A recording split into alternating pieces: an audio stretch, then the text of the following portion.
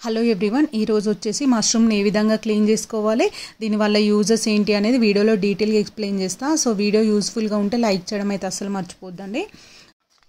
So ఈ mushrooms తీసుకొచ్చేటప్పుడే మనం మంచి ప్లేస్లో తీసుకురావాలి. ఏంటంటే మనకు లైక్ డీమార్ట్ కానీ మెట్రో కానీ విచేత లాంటి ప్లేస్లో తీసుకురావాలి. బయట తీసుకొచ్చినప్పుడు ఖచ్చితంగా ఎక్స్పైరీ డేట్ అనేది చూసుకోవాలి. దీనికి నియర్గా ఎక్స్పైరీ డేట్ ఏంటంటే 4-5 డేస్ లేదా లాస్ట్ 1 వీక్ వరకే ఉంటుంది, ఎక్కువ నైట్ ఉండదు. తీసుకొచ్చిన నెక్స్ట్ డేనే వండుకుంటే మంచిది. సో ఇందులో వచ్చేసి ఫ్యాట్ అనేది చాలా తక్కువ ఉంటుందండి. చిన్నపిల్లలైనా పెద్దవాళ్ళైనా ఎవరైనా తినవచ్చు. చాలా మంచి బోన్ ప్రాబ్లమ్స్ ఉంటాయి, అంటే హ్యాండ్ పెయిన్, లెగ్స్ పెయిన్ ఉన్న వాళ్ళకైతే ఇది చాలా మంచిది. ఇమ్యూనిటీ పవర్ని కూడా చాలా వరకు ఇంప్రూవ్ చేస్తుంది.